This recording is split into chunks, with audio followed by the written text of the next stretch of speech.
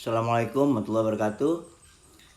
Alhamdulillah, kita ketemu lagi sekarang di episode yang ke-61. Nah, sampai di episode ini kita sudah memahami bagaimana syarat-syarat kita untuk mempersepsi Al-Quran sesuai dengan kemampuan kita dengan memenuhi syarat-syarat penting dan syarat-syarat cukup. Nah, ada satu syarat penting di dalam cara kita ingin memaknai atau mempersepsi Al-Quran, yaitu kita harus berangkat dalam memahami suatu kata, itu harus berangkat dari makna asli agar kita tidak terjebak di dalam kesimpang siuran makna. Nah, makna asli ini dapat kita peroleh dari akar kata, yaitu huruf sebagai pembentuk kata. Nah, misalnya pada kata kita ketemu dengan kata ajal. Nah, kata ajal ini berasal dari kata ajala, yang artinya habisnya masa berlaku sesuatu,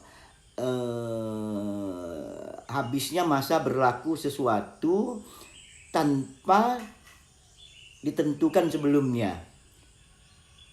Nah, dari sini kita tahu bahwa umur manusia itu tidak mungkin dicatat, sudah ditentukan oleh Allah kapan umur itu selesai, dan dicatat, disimpan di Lauh Mahfuz misalnya. Nah, oleh sebab itu kata Tuhan, kenapa Quran ini memang dijadikan sebagai Quranan Arabian agar kita dapat berpikir melalui makna-makna asal yang terkandung di dalam kata yang digunakan oleh Allah. Nah, dari mana kita tahu? Ya, kita bisa melihat dari kamus atau dari leksikon, bukan dari translate dalam bentuk terjemahan kata. Nah, jadi kita harus melihat dari kamus-kamus standar yang digunakan. Nah, ini kita banyak kamus-kamus standar ini, misalnya kamus Munjid, kamus Arabic Lexicon, dan lain sebagainya. Nah, kemudian ada syarat cukup. Kita udah tahu ada syarat cukup itu ada 6. Yang pertama yaitu pikiran kita ketika ingin menyatakan sesuatu yang menyangkut suatu keyakinan, suatu akidah, atau suatu muamalah, kita harus memiliki landasan ayat. Untuk apa? Untuk menghindari persangkaan atau pendapat pribadi. Jadi seluruh pikiran kita, seluruh tindakan, seluruh penilaian kita tentang di dalam hidup dan kehidupan ini, terutama masalah-masalah akidah, nah itu harus kita tundukkan pada ayat. Jadi ketika kita berbicara, ya kita harus berangkat atau merujuk pada ayat, minimal satu ayat. Setelah itu baru kita persepsikan, baru kita memahaminya gitu. Yang kedua, kita melakukan ikra. Nah, ikra ini kalau tadi satu ayat, nah ikra tadi ini kita membaca dan menghimpun sesuai tema-tema.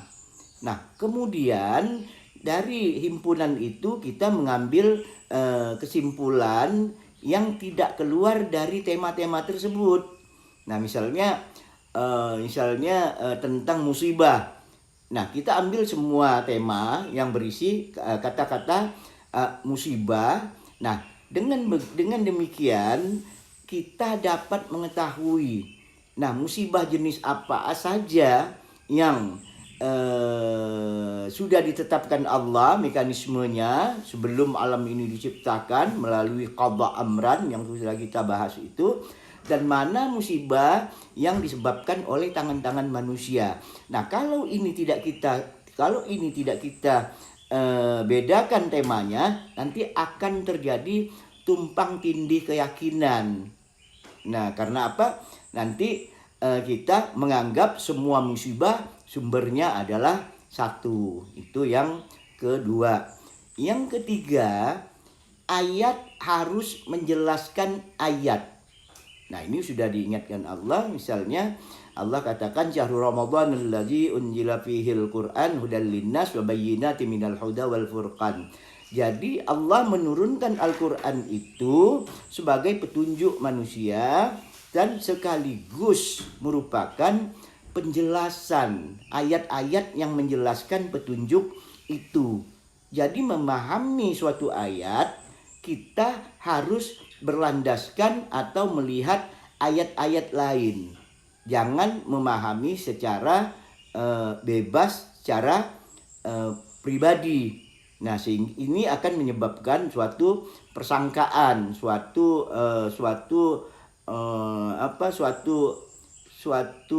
pikiran-pikiran bebas, hanya pikiran-pikiran bebas dari pemikiran kita sebagai manusia. Itu yang ketiga. Yang keempat, kita diperintahkan juga, kemarin sudah kita jelaskan, melakukan tartil. Nah, tartil adalah menyusun dan mengumpulkan serta menempatkan dengan rapi ayat-ayat yang kita ikra tadi. Ya kan? Ayat-ayat yang kita ikra, kita kumpulkan tadi, itu kita kumpulkan, kita susun dengan rapi sehingga apa? Sehingga dapat dibedakan, Misalnya apa? Misalnya ayat-ayat yang kita berbicara tentang masalah kurban misalnya. Nah, kita mungkin dapat menemukan masalah kurban ini di surah Al-Kautsar atau di surah Al-Hajj, seperti Al-Hajj 34 36. Nah, ini kurban ini beda. Surah Al-Kautsar bukan sebagai landasan dalam kita melaksanakan kurban ketika hari raya kurban. Sebab surah Al-Kautsar itu diturunkan di Mekah, belum ada perintah kurban sebagaimana yang kita peringati hari raya kurban.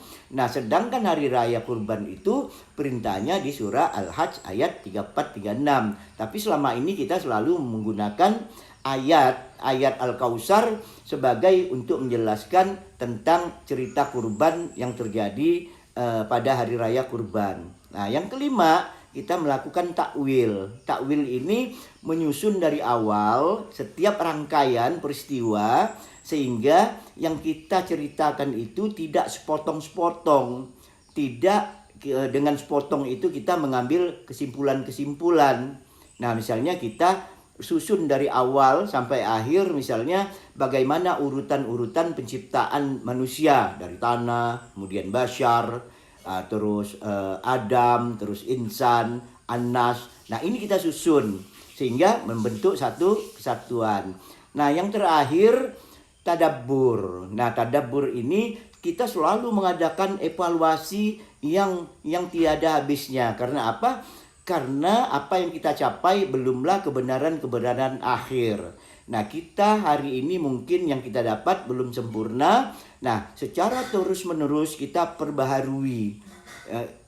Misalnya dapat bukti-bukti lain. Nah, kita perbaharuilah keyakinan kita. Jangan sampai ketika ada bukti lain di dalam Al-Quran, kita tetap ngotot. Kita tetap mempertahankan apa keyakinan-keyakinan lama yang sudah kita dapat. Karena Al-Quran itu di samping sebagai petunjuk, dia sebagai bayinat, sebagai bukti.